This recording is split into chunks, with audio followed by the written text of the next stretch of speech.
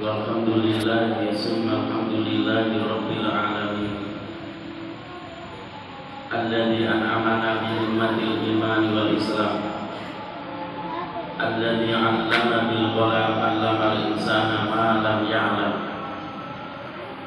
alladzi khalaqa as-samawati wal arda fil laili wan nahar alladzi khalaqal mauta wal hayata liyabluwakum ayyukum ahsanu amala. Salatuhu wa salamuhu ala man wahiyal Qur'an wa ahli baitihi kiram wa sahbihi dzawil Qur'an. Ittaqullah haqqa tuqatih wa la tamutunna illa wa antum muslimun. I'lamu anna yawmakum hadza yawmul jum'ah wa sayyidul ayyam wa hajjul fuqara wa 'idul masakin. Fafiru ilallah bil istighfar wal adab. Qala Allah tabaraka wa ta'ala fil Qur'anil azim wa huwa asdaqul qailin. A'udzu billahi minasy syaithanir rajim. Bismillahirrahmanirrahim. Ya ayyuhalladzina amanu dzkurullaha dzikran katsiran wa sabbihuhu bukratan wa asila. Al-ayat. Au kama qala Rasulullah sallallahu alaihi wasallam khairun nas anfa'uhum linnas. Ma'asyiral muslimin wa zumratal mu'minin rahimani wa rahimakumullah. Senantiasa bersyukur atas semua nikmat dan karunia yang Allah berikan kepada kita semuanya. Yang pertama yang harus senantiasa kita syukuri adalah nikmat iman dan Islam, nikmat sehat wal afiat, nikmat masih diberi kekuatan oleh Allah Subhanahu wa taala, kesempatan oleh Allah Subhanahu wa taala untuk senantiasa hadir memenuhi undangan Allah menjalankan sholat Jumat pada siang hari ini. Doa kita bersama, semoga sholat Jumat yang kita lakukan pada siang hari ini senantiasa diberi hidayah, diridhoi oleh Allah Subhanahu wa taala, dicatat amal ibadah oleh Allah menjadi beberapa timbangan amal baik kita di hadapan Allah Rabbi wa Rabbukum Rabbul Jalali wal Ikram. Salat dan salam semoga tetap tersampaikan kepada junjungan kita Rasulullah Muhammad sallallahu alaihi wasallam. Di dalam qasidah burdah di sana disebutkan wa kana Rasulullah sallallahu alaihi wasallam ahsanan nasi khalqan wa khuluqan. Rasulullah itu sebaik-baik manusia, khalqan fisiknya wa khuluqan dan akhlaknya.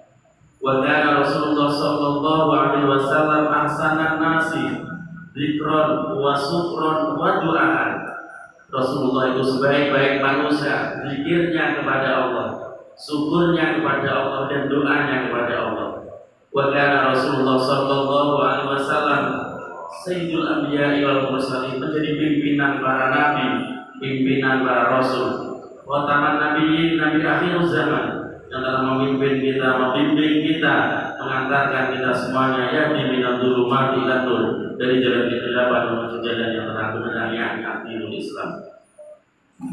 Ma'asyiral muslimin wa zumratal mu'minin ayyuhal hadirun rahimani wa rahimakumullah. Sekarang ini kita berada di bulan Syawal. Hampir 1 bulan kita ditinggalkan bulan Ramadan. Rasulullah sallallahu alaihi wasallam mengemban amanah dari Allah Subhanahu wa taala ketika ayat yang memerintahkan untuk berpuasa di bulan Ramadan. Ya ayyuhalladzina amanu kutiba alaikumus syiyam kama kutiba alal ladzina min qablikum la'allakum tattaqun. Tujuan diwajibkan berpuasa itu la'allakum tattaqun, supaya kita ini menjadi orang yang takwa. Takwa itu sifatnya, orang yang bertakwa itu namanya muttaqin, menjadi orang yang bertakwa. Suatu hari Rasulullah sallallahu alaihi wasallam menyampaikan hadis dalam narasi yang sangat indah. Rasulullah sampaikan, al-jannatu liman ittaqa. Al-jannatu, surga itu liman ittaqa, diperuntukkan bagi orang yang bertakwa. Walau kana abdan abasiyyan, walaupun orang tersebut adalah seorang budak, walaupun orang tersebut adalah hamba sahaya, manusia, mungkin orang yang hina, tetapi karena kemudian bertakwa dimasukkan ke dalam surganya Allah. Kemudian di hadis berikutnya Rasulullah sampaikan, an-naru limanil asr. Neraka itu diperuntukkan bagi orang yang durhaka. Neraka itu diperuntukkan bagi orang yang maksiat, walau kana syarifan kurosiyah. Walaupun orang tersebut adalah orang yang terhormat, walaupun orang tersebut adalah orang yang punya jabatan, punya pangkat, seorang yang sangat istimewa, tetapi karena kemudian maksiat kepada Allah, durhaka kepada Allah, maka dimasukkan ke dalam neraka. Ini menunjukkan bahwa Allah Subhanahu wa Ta'ala itu Maha Adil.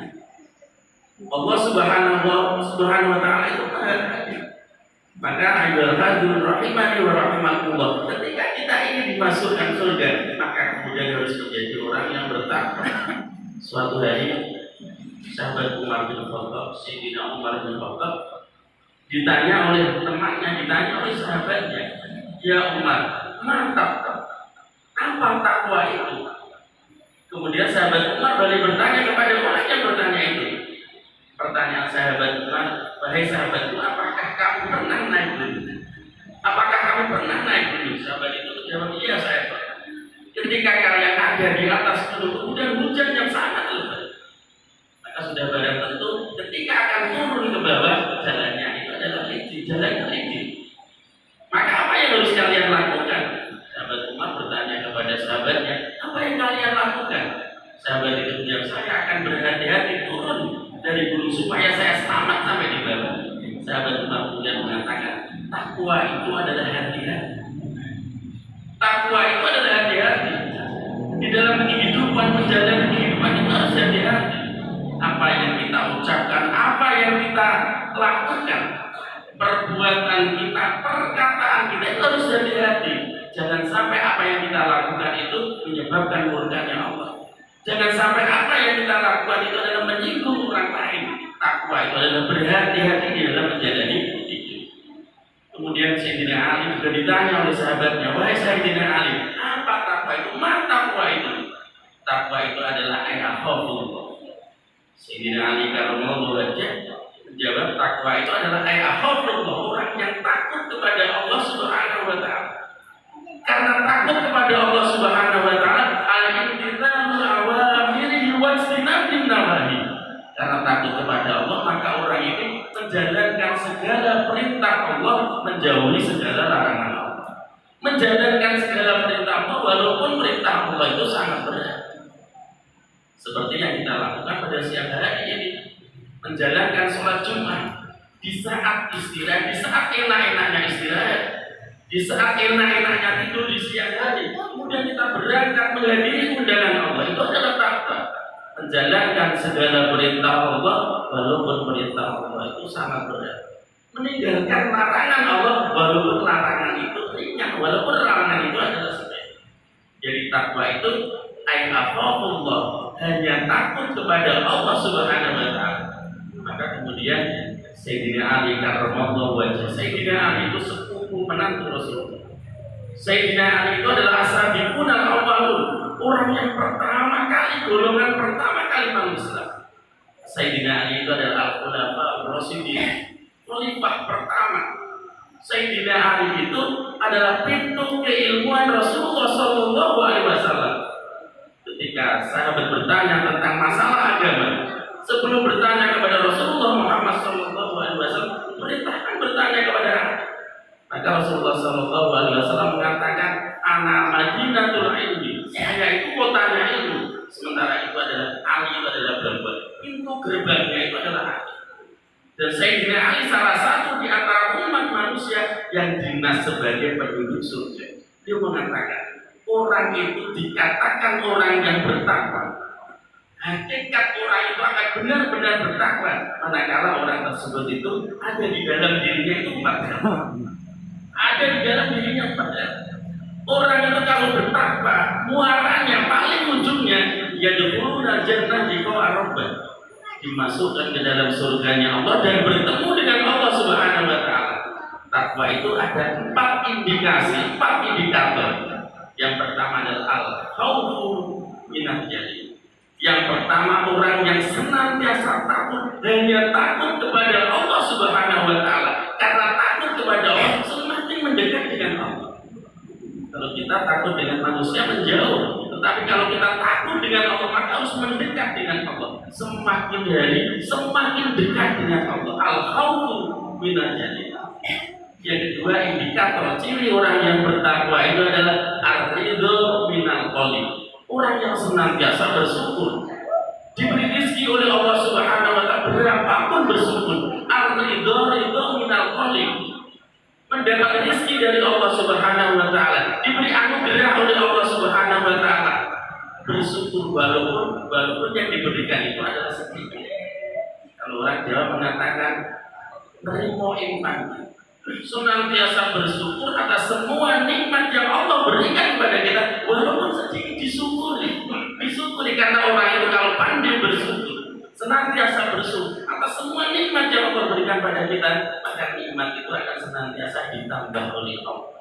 Al-khawfu minal jalil, ar-ridho minal qalil. Yang berikutnya adalah wal isti'mal wal amalu fi tanjil. Orang yang senantiasa melaksanakan perintah Allah Subhanahu wa Ta'ala yang diturunkan kepada Allah, yang diberikan oleh Allah, disampaikan kepada Rasulullah Shallallahu Alaihi Wasallam berupa panduan hidup.